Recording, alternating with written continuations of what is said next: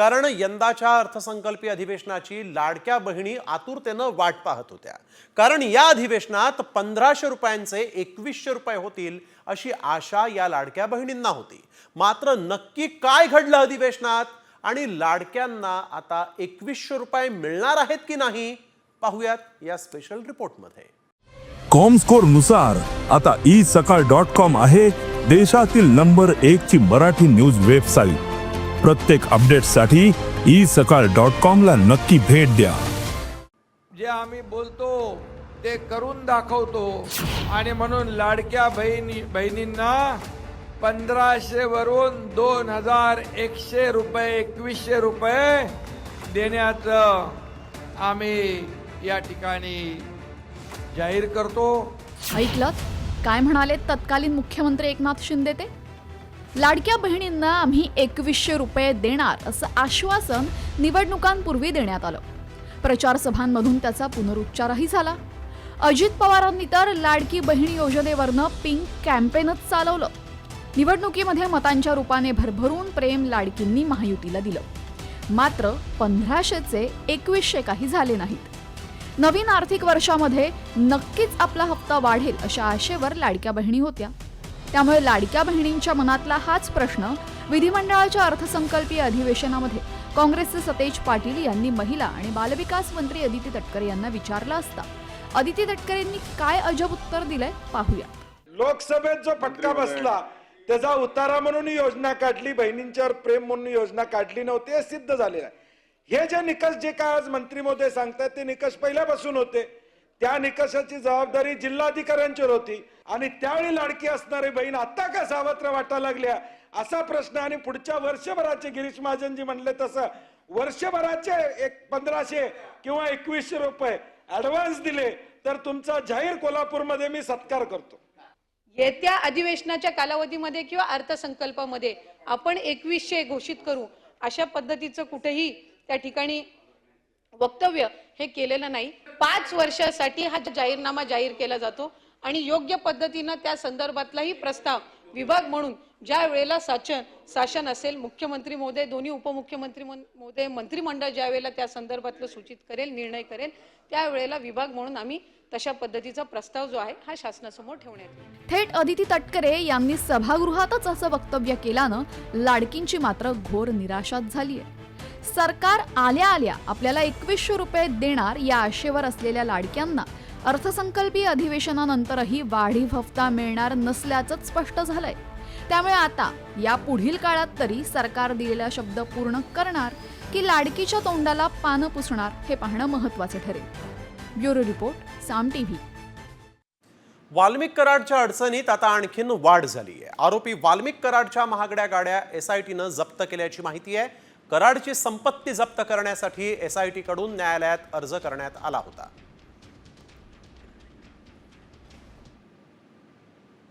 छत्रपती संभाजीराजांबद्दल बोललाय, राहुल सोलापूरकर ज्या पद्धतीने बोललाय अख्ख्या महाराष्ट्राने बघितलं। सन्माननीय सदस्य अध्यक्ष महोदय, मांगुळकर कारवाई झाली पाहिजे। नाही गेलो तुमच्या, आम्ही घरापर्यंत काय जाताय तुम्ही माझ्या आवाजाबद्दल काय? बसा सन्माननीय सदस्य, बसून या, बसून या, तुम्ही बसून या। सन्माननीय सदस्य अनिल मानगुळकर, एक मिनिट। अध्यक्ष महाराज, राज्यपालाच्या अभिभाषणावर बोलण्याची संधी दिल्याबद्दल धन्यवाद। मी आदिवासी बहुल आत्महत्याग्रस्त जिल्ह्याचा यवतमाळ जिल्हा, जो देशामध्ये आत्महत्याग्रस्त जिल्हा म्हणून प्रसिद्ध आहे, मागच्या निवडणुकीमध्ये जाहीरनाम्यामध्ये असं जाहीर करण्यात आलं होतं। तर कोरटकरवरून सभागृहात ही जोरदार खडाजंगी सुरू होती। वळूया पुढील बातमीकडे। वाल्मिक कराडच्या अडचणीत आता आणखीन वाढ झाली आहे। आरोपी वाल्मिक कराडच्या महागड्या गाड्या SITनं जप्त केल्याची माहिती आहे। कराडची संपत्ती जप्त करण्यासाठी SIT कडून न्यायालयामध्ये अर्ज करण्यात आला होता आणि त्यानुसार कराडच्या महागड्या गाड्या ज्या आहेत त्या SITनं जप्त केलेल्या आहेत। कोट्यावधी रुपये किमतीच्या या सगळ्या गाड्या आता SITच्या ताब्यात आहेत।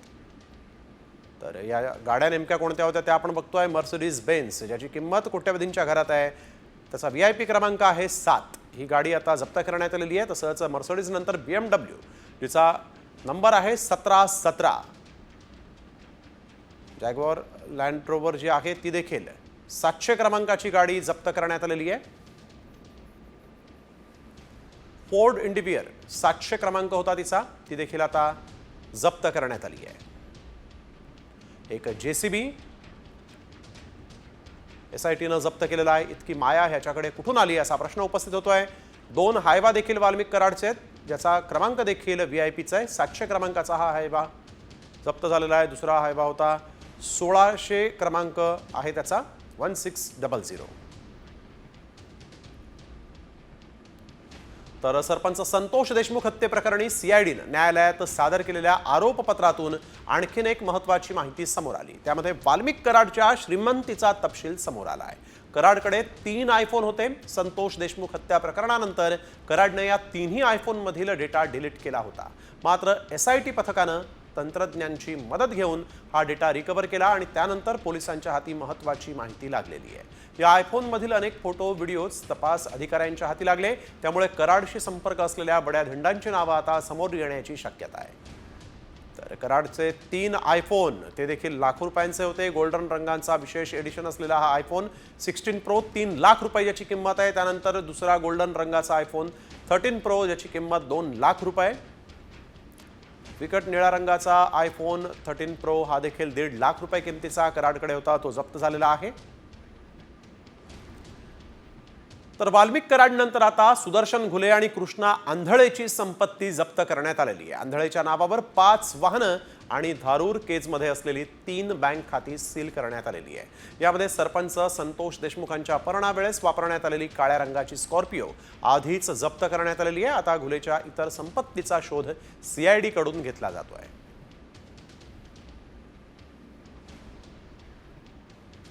आणि यानंतर बातमी बीडमधूनच आहे, कारण बीडमधल्या कायदा सुव्यवस्थेला काय झालंय असा प्रश्न या बातमी पाहिल्यानंतर तुम्हाला पडणार आहे. कारण बीडमध्ये गुंडगिरी अजूनही सुरूच आहे. एका व्यक्तीला अमानुष मारहाण करण्यात आलेली आहे.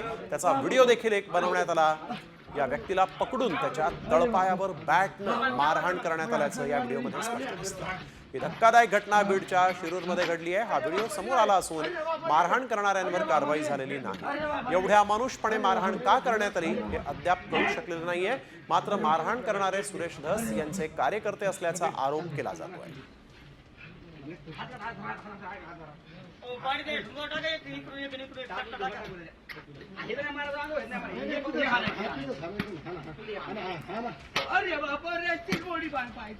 बीडच्या शिरूर तालुक्यातील बावी गावातील अमानुष मारहाणीचा व्हिडिओ अंजली धमानी यांनी हा ट्विट करून मुख्यमंत्री देवेंद्र फडणवीस आणि भाजपचे आमदार सुरेश धस यांना थेट सवाल विचारलाय.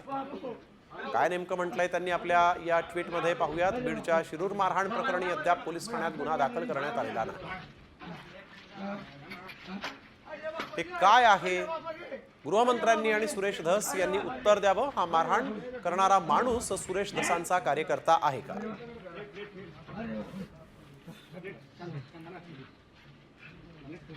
धनंजय मुंडेंची आधी बाजू घेणाऱ्या नामदेव शास्त्रींनी आता पश्चाताप व्यक्त केला आहे. मारेकऱ्यांच्या मानसिकतेचा विचार करा असं म्हणणाऱ्या शास्त्रींनी आता आपण अजाणतेपणातून हे विधान केल्याचं म्हटलेलं आहे. भगवानगड संतोष देशमुख कुटुंबियांच्या पाठीशी असल्याचंही त्यांनी पुढे म्हटलं.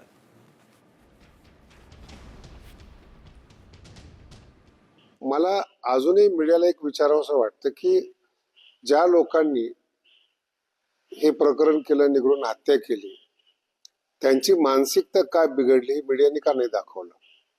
कारण की अगोदर त्यांना जी मारहाण झालेली आहे ते पण दखल घेण्याजोगी आहे असं मला वाटतं. याची मला पूर्वकल्पना नव्हती. पहिल्या दिवशी ज्यावेळेस मी पहिलं वक्तव्य दिलं, दुसऱ्या दिवशी जेव्हा धनंजय देशमुख परिवार जो गडाचा शिष्य आहे, गडाला मानणार आहे, तो आल्यानंतर त्यांनी मला याची जाण करून दिली आणि मला माझी भावना बदलली, मला ही जाण निर्माण झाली. निश्चित भगवानगड त्या कुटुंबाच्या पाठीशी आहेत. लोकांनी गैरसमज करू नयेत. मला जाण झालेली आहे. न्यायालयाला प्रार्थना आहे की आपण लवकरात लवकर त्यांना फास्ट ट्रॅकवर घेऊन न्याय मिळवून द्यावा. तर धनंजय मुंडेंच्या राजीनाम्यानंतर महायुतीचा आणखीन एक मंत्री अडचणीत सापडलाय. विनयभंगाच्या प्रकरणावरून भाजपचे मंत्री जयकुमार गोरे यांच्यावर विरोधकांनी हल्लाबोल केला. पाहुयात हा एक रिपोर्ट. मंत्र्यांचे कुमार चाळे, महायुतीचा आणखी एक मंत्री अडचणीत. विनयभंग प्रकरणावरून गोरेंवर हल्लाबोल. धनंजय मुंडेंचा राजीनामा, कृषी मंत्री माणिकराव कोकाटेंना कोर्टानं सुनावलेली शिक्षा, यानंतर महायुतीचा आणखी एक मंत्री अडचणीत सापडलाय. अधिवेशन सुरू असतानाच विरोधकांनी सत्ताधाऱ्यांना कोंडीत पकडण्याचा प्रयत्न केलाय.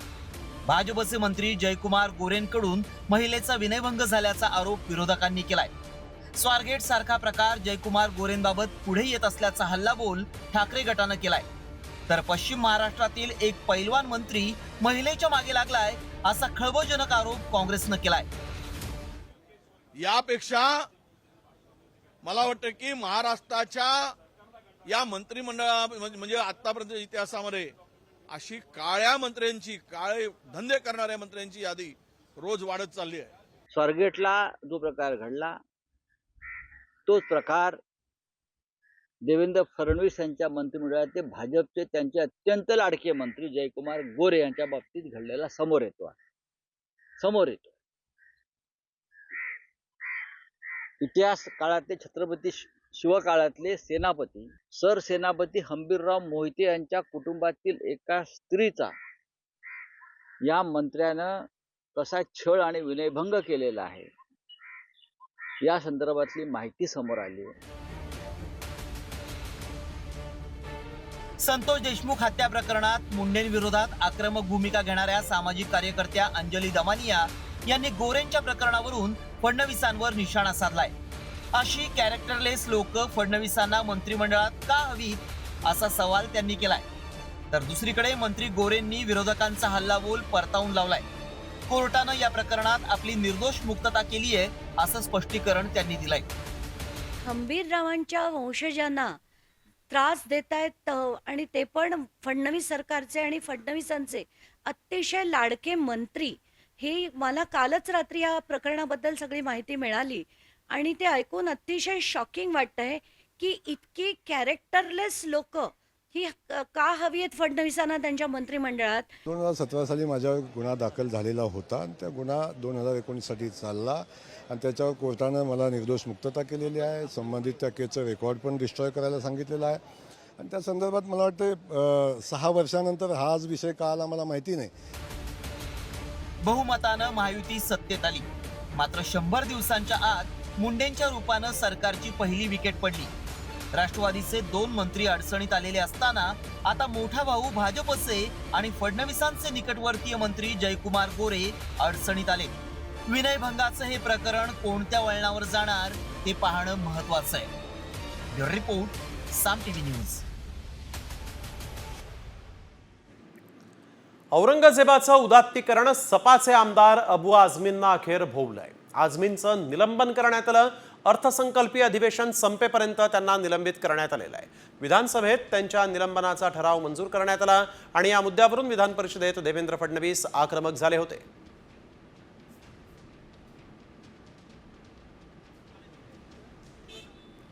तर विधानसभेमध्ये अबू आझमींच्या निलंबनाचा प्रस्ताव मंजूर झाला आणि यानंतर अर्थसंकल्पीय अधिवेशनाच्या या पूर्ण काळामध्ये आता अबू आझमींना निलंबित करण्यात आलेलं आहे. चक्क औरंगजेबाचं उदात्तीकरण करणं अबू आझमींना भोवलेलं आहे. खाली बसा. मान्य मंत्री महोदयांनी जो प्रस्ताव सभागृहासमोर मांडलेला आहे त्याच्यात जे उल्लेख केलेला आहे तेवढंच एक्सपल्शन आपण या अधिवेशनात करू शकतो असा आपला निर्णय आहे. मी आता सभागृहासमोर सदर प्रस्ताव मतास टाकतो. अनुकूल असतील त्यांनी होय म्हणावे, प्रतिकूल असतील त्यांनी नाही म्हणावे. होयचे बहुमत आहे, होयचे बहुमत आहे. ठराव एकमताने संमत झाला. उद्धव ठाकरेंनी सपाचे आमदार अबू आझमींवर जोरदार टीका केली. महापुरुषांचा अपमान करणाऱ्यांचं कायमचं निलंबन व्हायला हवं अशी मागणी उद्धव ठाकरेंनी केली. तसंच त्यांची पुन्हा असं वक्तव्य करण्याची हिंमत होऊ नये असं देखील ठाकरेंनी पुढे म्हटलंय. कोणीही जरी असला आणि त्यांनी जर का आमच्या छत्रपती शिवाजी महाराज, छत्रपती संभाजी महाराज आणि जी आमची महाराष्ट्राची दैवत आहेत त्यांच्याबद्दल अपशब्द काढले तर तो कोणी असला तरी त्याचा मुलाहिजा न ठेवता त्याला चांगली अद्दल घडेल अशी शिक्षा झालीच पाहिजे, ही सगळ्यांची मागणीच आहे. त्याच्यामुळे निलंबन किती मिनिटासाठी, तासासाठी, दिवसासाठी केलंय कल्पना नाही मला नाही, पण पुन्हा असं कोणाची बोलण्याची हिंमत होता कामा नये आणि या सरकारची जबाबदारी आहे की कठोरात कठोर शासन त्यांनी केलं पाहिजे. आणि निलंबन तर कायमचं केलं पाहिजे असं माझं मत आहे. तर अबू आझमींचं वक्तव्य आणि शिवरायांच्या अवमानावरून सभागृहात महायुती आणि महाविकास आघाडीत गदारोळ पाहायला मिळाला.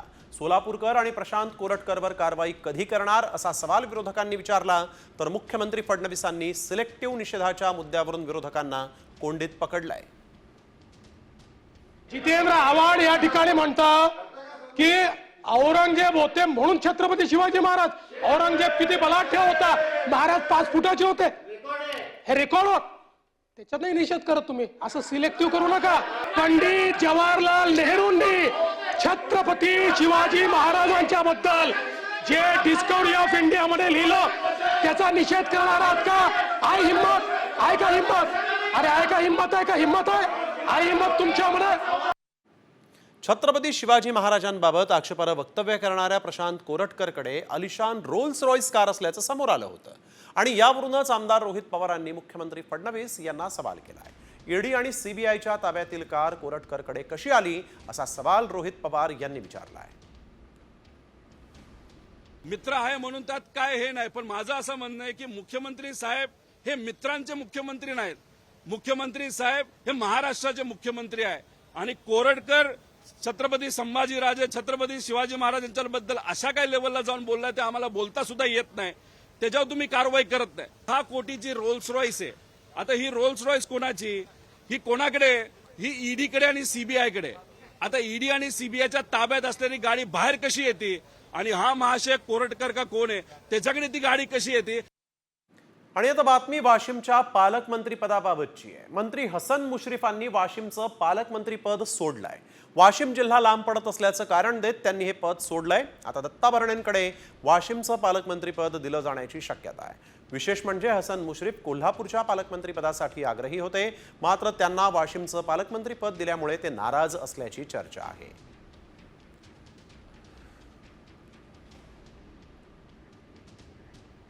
राज्याचे कृषी मंत्री माणिकराव कोकाटे यांना नाशिकच्या सत्र न्यायालयाकडून दिलासा मिळाला आहे. मंत्री माणिकराव कोकाटेंच्या शिक्षेला कोर्टानं स्थगिती दिली.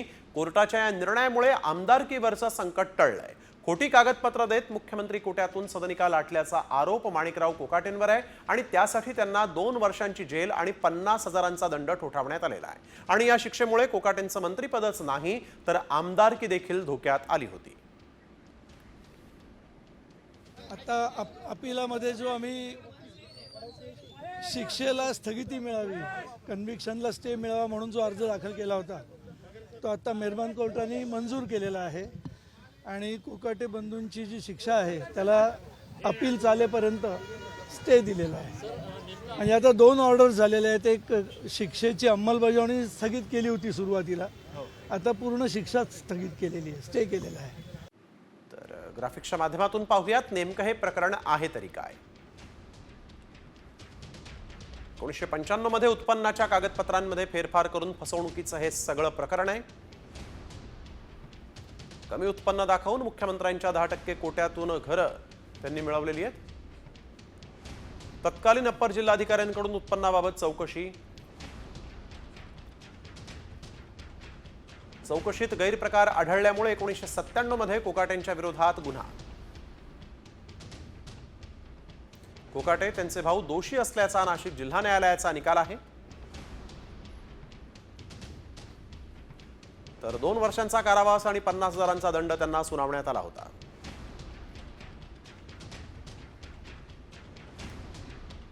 तर वळूया पुढील बातमीकडे. आदित्य ठाकरेंनी मुख्यमंत्र्यांची भेट घेतली आहे. मुंबईतल्या विविध मागण्यांसाठी ही भेट झाल्याची माहिती समोर आली आहे.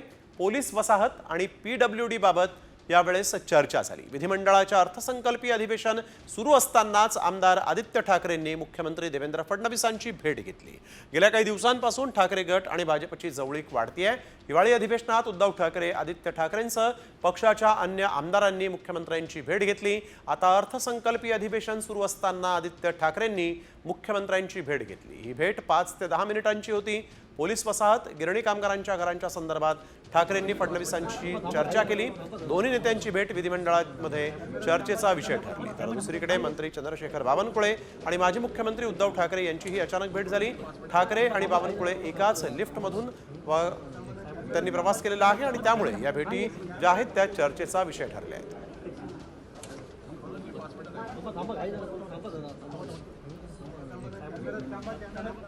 महायुती सरकारचा घटक पक्ष असलेल्या शिंदे सेनेनं 23 जिल्ह्यांमध्ये संपर्क मंत्री नियुक्त केले आहेत. त्यामुळे महायुतीत कुरघोडीचं राजकारण वाढण्याची शक्यता आहे.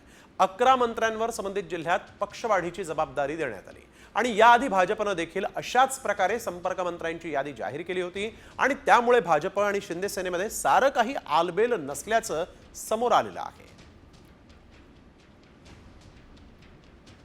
तर शिंदेंचा भाजप राष्ट्रवादीला शह पाहायला मिळतोय.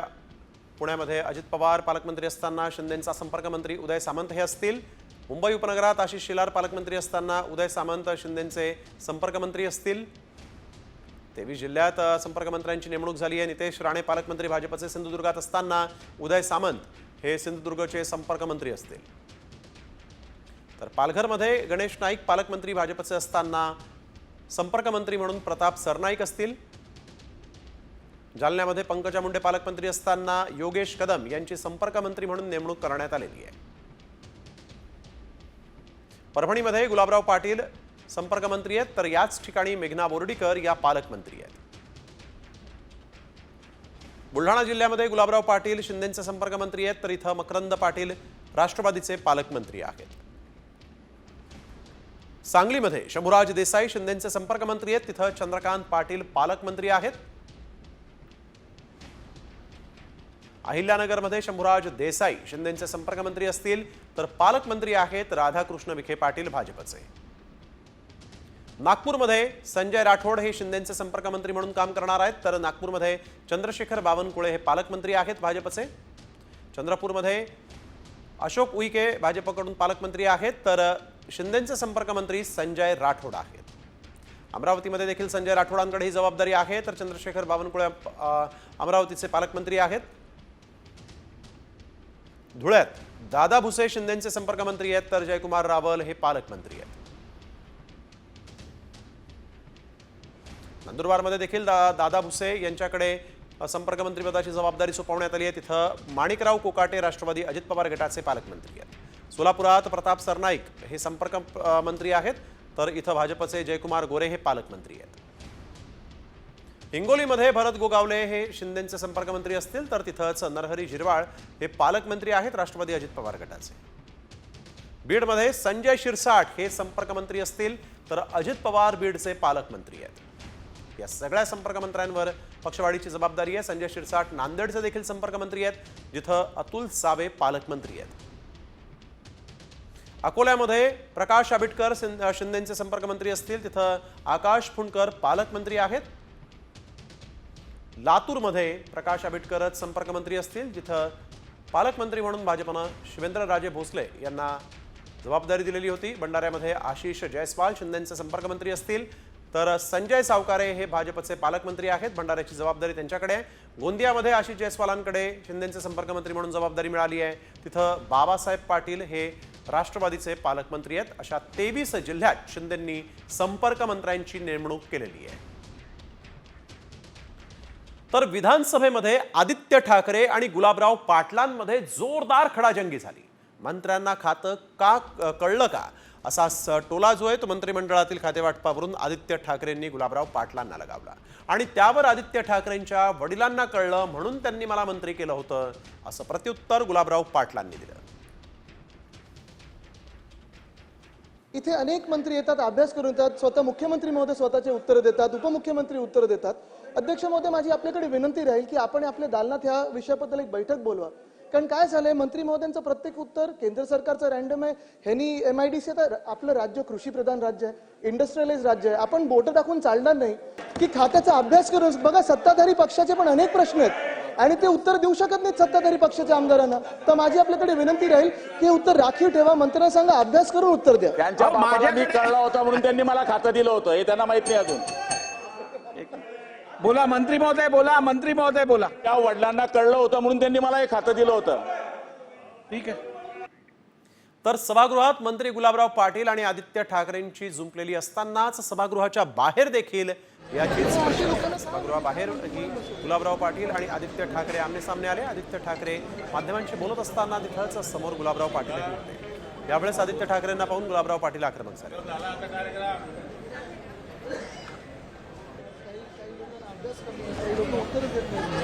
अशा लोकांना काय म्हणते, काय मंत्री म्हणून बसवलं?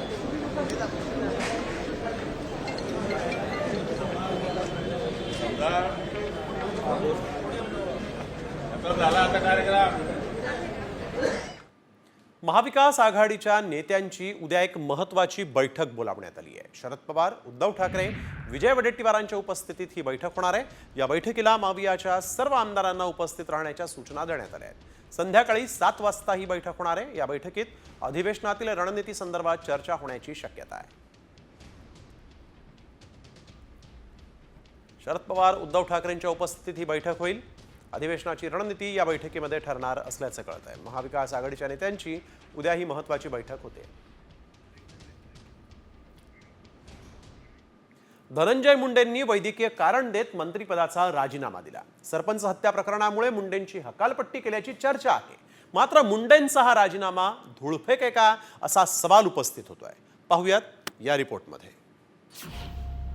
धनंजय मुंडे पुन्हा मंत्रिमंडळात? हवा गरम आहे, शांत रहा. मुंडेंचा राजीनामा की धूळफेक? सरपंच हत्या प्रकरण, वाल्मिक कराडशी जवळीक, अवादा कंपनी खंडणी प्रकरण, पीक विमा घोटाळा प्रकरण आणि कौटुंबिक हिंसाचार प्रकरण असे एक ना अनेक प्रकरण चर्चेत आल्यानं अखेर धनंजय मुंडेंनी वैद्यकीय कारणांमुळे राजीनामा देत असल्याचं जाहीर करत मंत्रिमंडळातून राजीनामा दिला. मात्र त्यांच्या राजीनाम्यानंतर आता विरोधकांनी आरोपांची राळ उठवली. मुख्यमंत्री आणि उपमुख्यमंत्र्यांनी घेतलेला मुंडेंचा राजीनामा ही केवळ धूळफेक असून तात्पुरती ऍडजस्टमेंट असल्याचा आरोप ठाकरे गटानं केलाय. नेमके काय आरोप आहेत ते पाहूया. मुंडेंच्या गुंडांनी औरंगजेबी पद्धतीनं सरपंचांना मारलं, त्यामुळे मुंडेंची हकालपट्टी व्हायला हवी होती. मुंडेंची राजीनामा पत्रातील भाषा म्हणजे नैतिकतेची थट्टा म्हणून धनंजय मुंडेंचा राजीनामा ही धूळफेक असून ऍडजस्टमेंट आहे. हवा गरम आहे, मामला थंड होईपर्यंत आराम करा, नंतर पुन्हा मंत्रिमंडळात घ्यायचं पाहू असं मुख्यमंत्री आणि उपमुख्यमंत्र्यांचं आश्वासन आहे. पुन्हा मंत्रिमंडळात घ्यायचं असं अजित पवार आणि फडणवीसांमध्ये ठरलं, मग हा राजीनामा दिला. संतोष देशमुखांच्या हत्येच्या फोटोनी महाराष्ट्र सुन्न झाला. त्यामुळे या प्रकरणाची संवेदनशीलता लक्षात घेऊन धनंजय मुंडेंचा राजीनामा झाल्यानंतर विरोधकांनी मुंडेंना सह आरोपी करण्याची मागणी केली. या आरोपांनुसार जर धनंजय मुंडेंवरची ही तात्पुरती कारवाई असेल आणि प्रकरण थंड झाल्यानंतर त्यांना पुन्हा मंत्रिमंडळात घेण्याचा विचार करत असेल तर मात्र सरकार स्वतःच्याच पायावर धोंडा पाडून घेतंय असं म्हटलं तर चुकीचं ठरणार नाही. ब्युरो रिपोर्ट, साम टीव्ही मराठी. धनंजय मुंडेंच्या राजीनाम्यानंतर उपमुख्यमंत्री अजित पवार ॲक्शन मोडवर आले आहेत. कुठल्याही नेत्यानं आपल्या कार्यकर्त्यांवर पूर्णपणे अवलंबून राहू नका, त्यांच्यावर आंधळेपणानं विश्वास ठेवू नका अशा शब्दात कानपिचक्या देण्यात आल्या. वाल्मिक कराड प्रकरणामध्ये धनंजय मुंडेंना राजीनामा द्यावा लागला. त्यानंतर राष्ट्रवादीची महत्त्वाची बैठक झाली. त्यात दादांनी आपल्या नेत्यांचेच कान टोचले आहेत.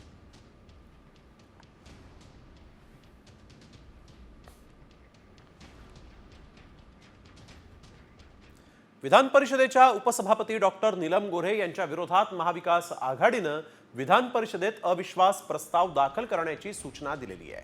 नीलम गोऱ्हे या अनेक वादग्रस्त विधानांमुळे चर्चेत होत्या. त्यांनी सभागृहाचा विश्वास गमावला असल्यामुळे त्यांच्या विरोधात अविश्वास प्रस्ताव दाखल करण्याची सूचना विरोधकांनी केलेली आहे. आणि याबाबत विधान परिषदेचे विरोधी पक्षनेते अंबादास दानवे यांनी विधान परिषदेच्या सभापतींना पत्र लिहिलंय. उपसभापतींना पदावरून दूर करण्यासंबंधीच्या प्रस्तावाची सूचना विरोधकांनी सभापतींकडे केलेली आहे. खरा अविश्वास प्रस्ताव आणायला आमच्याकडनं उशीर झाला. आतापर्यंत त्या निलंबितच व्हायला पाहिजे होत्या, कारण अविश्वास प्रस्ताव आणल्यानंतर त्याच्यावरती या अधिवेशनातच चर्चा आम्हाला अपेक्षित आहे. आणि कोणी जरी असलं तरी ज्यांनी जर का त्या एखाद्या नियमाचा किंवा कायद्याचा भंग केला असेल आणि अविश्वास ठराव ज्या कारणासाठी आणले ती कारणं तुमच्यासमोर येतील. पण पक्षांतर हाही एक विषय आहे. तर मला असं वाटतं यापूर्वीचा ठराव आणला पाहिजे होता आणि मंजूर व्हायला पाहिजे होता. उद्धव ठाकरे मुख्यमंत्री असताना वैद्यकीय सहाय्यता कक्षाचं काम बंद करण्यात आलं होतं, असा आरोप भाजपचे आमदार राम कदमांनी केला.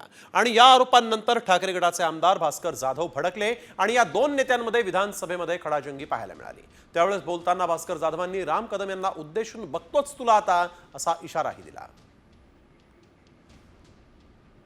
बसा बसा बसा कदम साहेब बसा. तुमचं भाषण चालू असताना त्यांना 3दा बसवलं मी.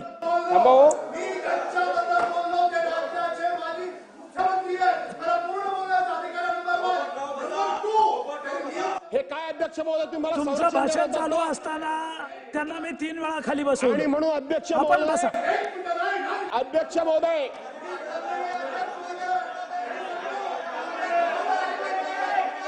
काय चाललंय बघतोस तुला आता. शिंदे गटाच्या आमदारांनी छावा सिनेमाकडे पाठ फिरवली. मंत्री आदिती तटकरे यांनी आयोजित सर्व आमदारांसाठी छावा सिनेमाचा एक विशेष शो आयोजित केला होता. मात्र या शोकडे शिंदे गटाचे मंत्री आशिष जयस्वाल सोडल्यास इतर नेत्यांनी पाठ फिरवली. तर ठाकरेंचे नेते मात्र या शोला आवर्जून उपस्थित होते. त्यामुळे महायुतीत सुरू असलेला का रे हा दुरावा याची आता चर्चा सुरू झाली आहे. तर भाजप आणि ठाकरेंच्या नेत्यांमधील माझी तुझी रेशीम गाठ पुन्हा एकदा पाहायला मिळतीये. असंच छावाच्या निमित्तानं इथं पाहायला मिळालंय. शिंदे सेनेची छावा सिनेमाकडे पाठ फिरवल्याची दृश्य आज आपण पाहिलेली आहेत. आदिती तटकरेंनी या शोचं आयोजन केलं होतं. दौंड तालुक्यातल्या यवतमध्ये एका बिबट्याची खुनाच्या आरोपातून चक्क निर्दोष सुटका झाली. पोलीस आणि वन विभागानं या प्रकरणाची कसून तपासणी केल्यामुळे बिबट्या दोषमुक्त झालाय. नेमका हा प्रकार काय आहे पाहूया. बिबट्या झाला निर्दोष.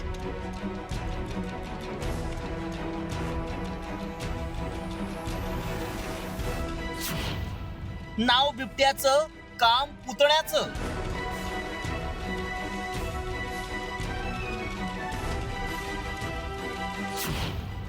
बिबट्याच्या आडून पोलिसांनी लावला खुनाचा छडा.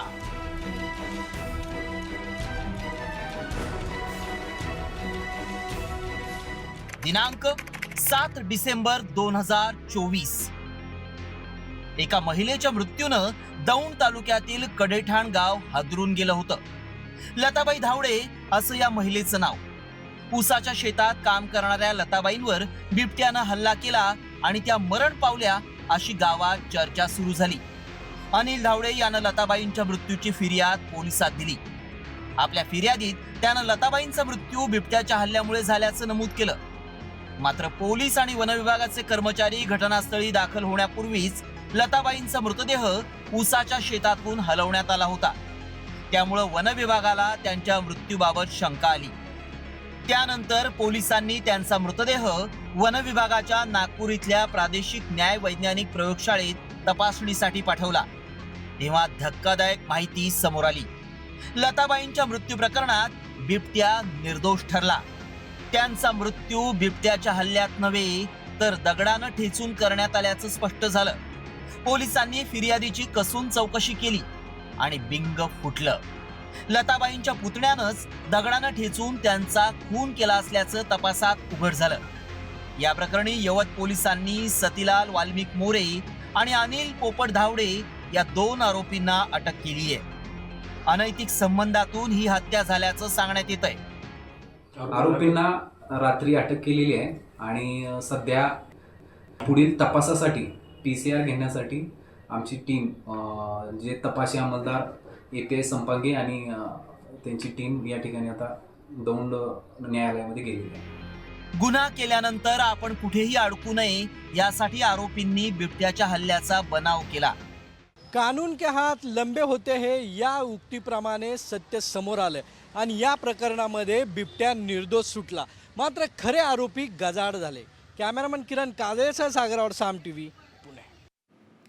यानंतर एक धक्कादायक बातमी यवतमाळमधून समोर येते. केवळ सर न म्हटल्यामुळे एका डिलिव्हरी बॉयला ठाणेदारानं जोरदार शिवीगाळ केली आहे. यवतमाळच्या आर्णी येथील हा सगळा प्रकार आहे. ठाणेदार केशव ठाकरे यानं डिलिव्हरी बॉयला केलेल्या शिवीगाळीची ऑडिओ क्लिपही व्हायरल झाली आहे. या ऑडिओ क्लिपची साम TVनं पुष्टी केलेली नाही, तर ठाणेदार केशव ठाकरे यांचा मारताना देखील व्हिडिओ समोर आला आहे. यानंतर जिल्हा पोलीस अधीक्षकांनी त्यांची तडकाफडकी नियंत्रण कक्षात बदली केलेली आहे.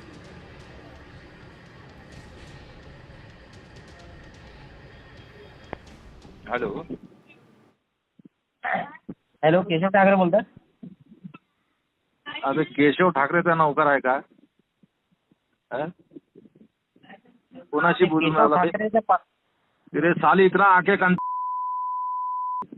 हरामखोर. सर बोल रहे क्या, कोई बोल रहे क्या? कुछ नहीं बोलने को तैयार है तू? हेलो, तू कहाँ से बात कर रहा, कौन बात कर रहा, पहले बता. सर तुम्हारा केशव ठाकरे नाम से पार्सल था. अबे फिर तेरे को सर वर बोलते नहीं आता क्या? गाँव खेड़े में काम कर रहा है क्या? नाम थानेदार हूँ यहाँ का. नाम तो कंफर्म करना पड़ेगा ना. तेरा नाम कंफर्म बता पहले तू. तेरा नाम क्या है? हेलो, नालायक. इतना मारूंगा वहां आकर, हड्डी पसली एक कर दूंगा तेरी.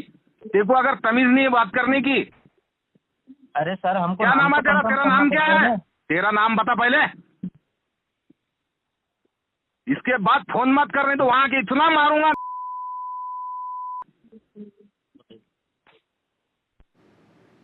तर या माजुरड्या ठाणेदारावर आता काय कारवाई होते हे पाहणं देखील तितकंच महत्त्वाचं आहे.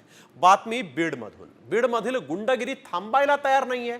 पंकजा मुंडेंच्या कार्यकर्त्यांनंतर आता भाजप आमदार सुरेश धसांच्या कार्यकर्त्यांच्या गुंडगिरीचा एक व्हिडिओ समोर आला. धसांचे कार्यकर्ते एका तरुणाचे हातपाय पकडून अमानुष मारहाण करत असल्याचा आरोप करण्यात आलेला आहे आणि या व्यक्तीला पकडून त्याला बॅटनं बेदम मारहाण करत असल्याचा व्हिडिओमध्ये या ठिकाणी दिसतंय. ही धक्कादायक घटना बीड जिल्ह्यातल्या शिरूरमध्ये घडलेली आहे. हा व्हिडिओ समोर आलेला असून मारहाण करणाऱ्यांवर अजून कारवाई झालेली नाही. एवढ्या अमानुषपणे मारहाण का करण्यात आली तेही अद्याप कळू शकलेलं नाही. परंतु मारहाण करणारा व्यक्ती जो आहे तो सुरेश धस यांचा कार्यकर्ता असल्याचं बोललं जात आहे. मात्र आमदार सुरेश धस यांनी या व्हिडिओवर काय प्रतिक्रिया दिली आहे पाहूया.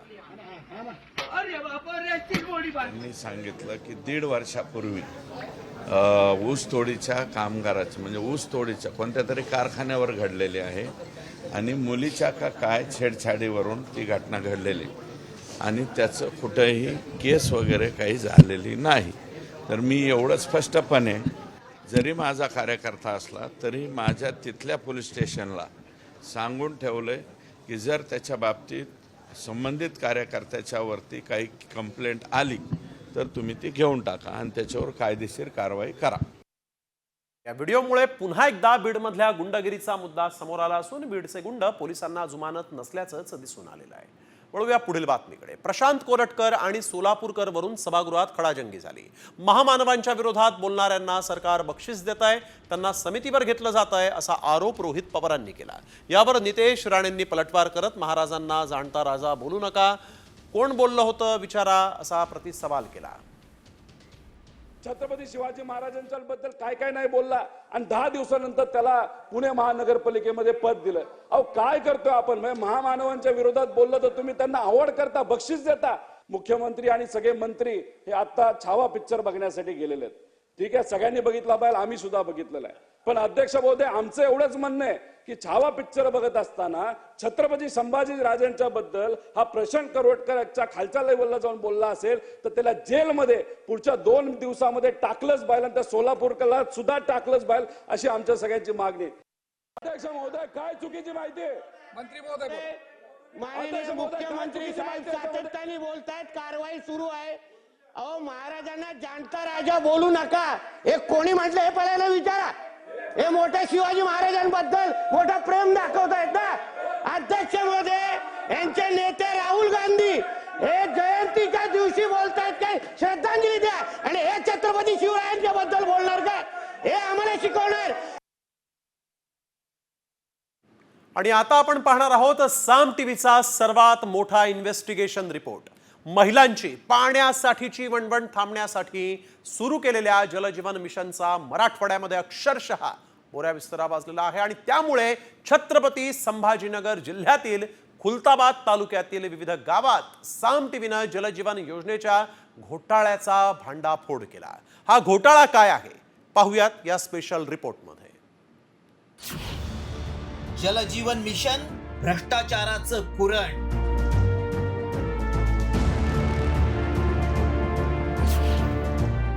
दोन वर्षातच जलजीवन मिशनची लावली वाट.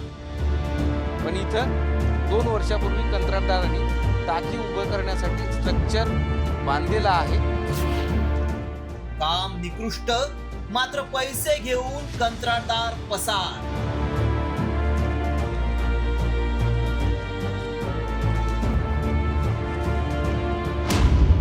घोडेगाव शंकरपूर येथील पाणी पुरवठ्याची ही टाकी आहे. तुमचा विश्वास बसणार नाही, पण इथं 2 वर्षापूर्वी कंत्राटदारांनी टाकी उभं करण्यासाठी स्ट्रक्चर बांधलेलं आहे.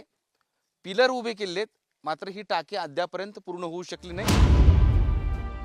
शंकरपूर वाडीत ही अवस्था, तर शेजारच्या कनकशीळमध्ये यापेक्षाही धक्कादायक प्रकार समोर आला. जलशुद्धीकरण पॉवर हाऊसचं काम अत्यंत निकृष्ट दर्जाचं करून कंत्राटदारानं पैसे उचलल्याचं समोर आलं. ममनापूरमध्ये आठवड्याभरातच पाण्याच्या टाकीला गळती लागली आहे, तर इंदापूर मधील टाकी एका बाजूला झुकली. एकूणच हा सगळा प्रकार म्हणजे जलजीवन आहे की नागरिकांच्या जीवाशी खेळ, असा प्रश्न उपस्थित होतोय.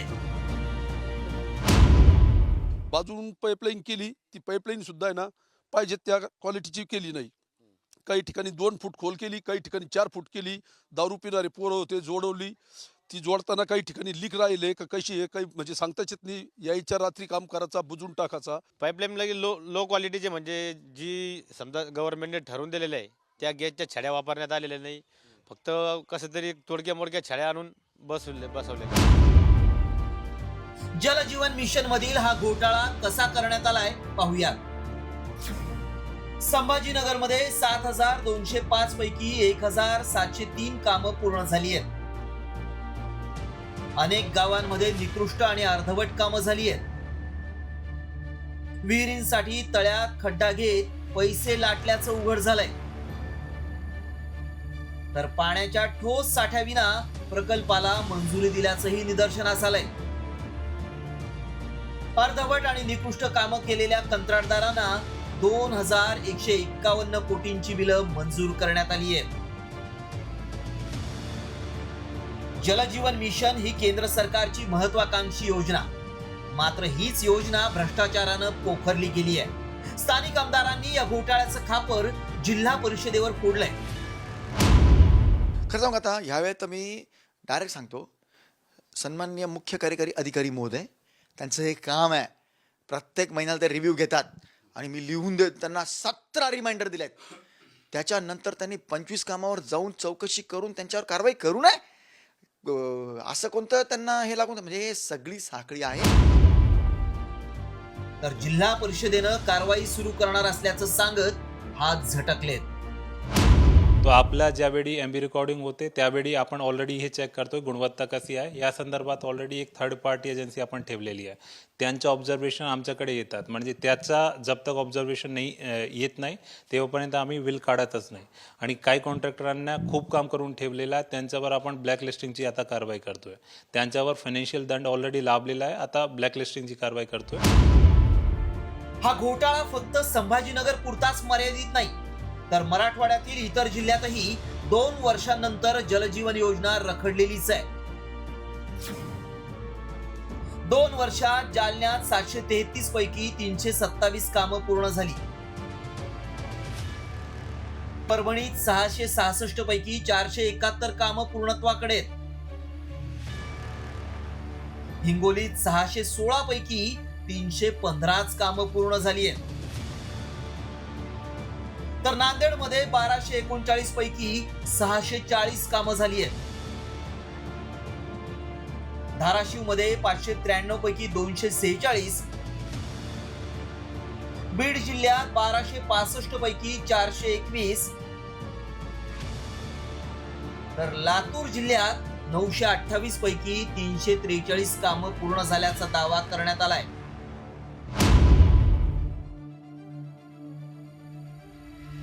दुष्काळानं लाही करणाऱ्या मराठवाड्याच्या पिण्याच्या पाण्याचा प्रश्न सोडवण्यासाठी जलजीवनसाठी कोट्यवधी रुपये खर्च करण्यात आले. त्यात कंत्राटदाराचं उखळ पांढरं झालं. तरीही मराठवाडा हा तहानलेलाच आहे. आता ह्या कंत्राटदारांना ब्लॅकलिस्टेड करून त्यांच्यावर कठोरात कठोर कारवाई करणं गरजेचं आहे. माधव सावरगावे, साम टीव्ही, छत्रपती संभाजीनगर. राज्यात आकाशातून दगडांचा पाऊस पडतोय. कुठे झालाय हा धक्कादायक प्रकार, जाणून घेऊयात. मराठवाड्यात काही ठिकाणी दगडांचा पाऊस पडतो. आकाशातून दगड पडत असल्याचा दावा बीड जिल्ह्यातल्या वडवणी तालुक्यातल्या नागरिकांनी केलाय. आकाशातून दगड पडताना मोठा आवाज होत असल्यानं नागरिकांमध्ये भीतीचं वातावरण पसरलंय. ही मोठी दगड आकाशातून एवढ्या वेगानं आली की घराचा पत्रा फाडून ते थेट घरात पडले. तर काही ठिकाणी हा दगडांचा पाऊस शेत शिवारातही झालाय. ते दुपारी 2 वाजता आवाज झाला. मी बाहेर बसलेलो होतो. मग बाहेरून मध्ये येऊन बघितलं तर पत्राला धवाड पडून खाली चूल फुटली. तर त्याच्यामुळं आमची इथं बाया पोरं जेवत होते समोरच. तर त्याच्यामुळं आम्हाला भीती निर्माण झाली, भी वाटते. गावात आणखीन 2-3 जागेवर असेच दगड पडले आवाजामुळं. तर ते बी दगड आणले इथं. संभाजीनगरच्या भूवैज्ञानिकांनी घटनास्थळी जाऊन आकाशातून पडलेले दगड ताब्यात घेतले. आकाशातून हे दगड कसे पडतायत, दगड पडण्यामागचं कारण काय आहे याचं संशोधन करण्यात येतंय. मात्र सध्या तरी नागरिकांमध्ये दहशत निर्माण झाली आहे. आणि आता बातमी ऑनलाईन पेमेंट संदर्भातली आहे. भारतामध्ये लवकरच UPI पेमेंट ॲप वापरण्यासाठी पैसे मोजावे लागणार आहेत. केंद्र सरकारनं UPI सेवेवर व्यापाऱ्यांना दिल्या जाणाऱ्या अनुदानात मोठी कपात केली आणि त्यामुळे कंपन्या आता ग्राहकांकडून त्याची वसुली करण्याच्या तयारीत आहेत. गुगल पेनं अनेक व्यवहार शुल्क आकारण्यास सुरुवात केली आहे. गुगल पेने डेबिट कार्ड आणि क्रेडिट कार्डवर 0.5% आणि 1% इतकं शुल्क आकारलं जातं. तर आपण बघतोय गुगल पेनं डेबिट कार्डवर 0.5 तर क्रेडिट कार्डवर 1% शुल्क आकारलं जातं. गुगल पेनं वीज बिल तसंच पाणी बिल, गॅस बिल भरण्यासाठी देखील शुल्क आकारलं जातं. पेटीएम, फोनपेनं मोबाईल रिचार्जसाठी शुल्क आकारलं जातं. सरकारकडून UPI पेमेंट कंपनींना दिल्या जाणाऱ्या अनुदानामध्ये कपात करण्यात आलेली आहे. UPI पेमेंट कंपन्या ग्राहकांकडून आता वसुली करण्याच्या तयारीत असल्याचं दिसतंय. आता बातमी दुर्दैवी आहे. एका उंटाचा अपघात झालेला आहे. पुण्यामध्ये वेगवान डंपरनं एका उंटाला धडक दिल्याची घटना CCTV मध्ये कैद झाली. उंटाला घेऊन मालक रस्त्याने एका बाजूने जात होता आणि त्याच वेळेस मागून आलेल्या भरधाव डंपरनं या उंटाला जोरदार धडक दिली. ही धडक इतकी जोरदार होती की उंट रस्त्याच्या कडेला कोसळला, वेदनेनं विवळला. या धडकेमध्ये हा उंट जो आहे तो गंभीर जखमी झाला. यावेळेस उंटावर बसलेले व्यक्ती जे आहेत ते देखील जखमी झालेले आहेत. ही धक्कादायक घटना रांजणगाव गणपती हायवेवर घडलेली आहे. आता जखमी उंटावर उपचार सुरू असून डंपर चालकाचा शोध घेतला जातोय.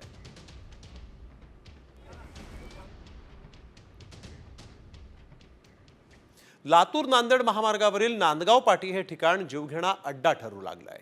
महिन्याभरामध्ये 2 भीषण अपघात इथं घडलेले आहेत. दोन्ही अपघातात CCTV मध्ये आपण बघतोय की कशा पद्धतीनं या अपघाताची भीषणता कैद झालेली आहे. महिन्याभरापूर्वी याच ठिकाणी बाईकवरून जात असलेल्या डॉक्टरला कारची धडक बसली, त्यात त्यांचा जागीच मृत्यू झाला. तर 2 दिवसांपूर्वी बाईक स्वाराच्या चुकीमुळे ST उलटली आणि अपघातात 36 प्रवासी गंभीर जखमी झाले. तर 3 प्रवाशांना कायमचं अपंगत्व आलेलं आहे.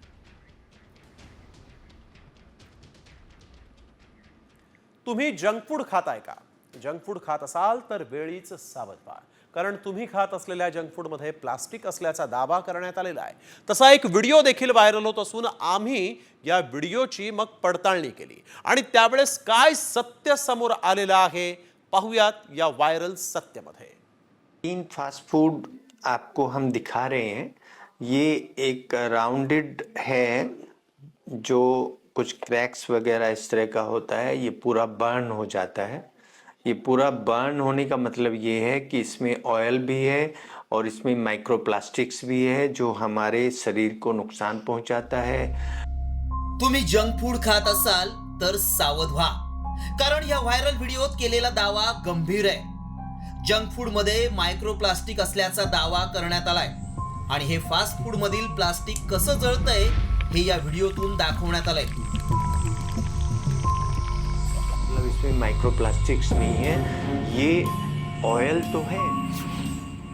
तुम्ही जंक फूड खाताय की प्लास्टिक? जंक फूड मुळे तुमच्या आरोग्याला धोका। व्हायरल व्हिडिओ मागचं सत्य काय?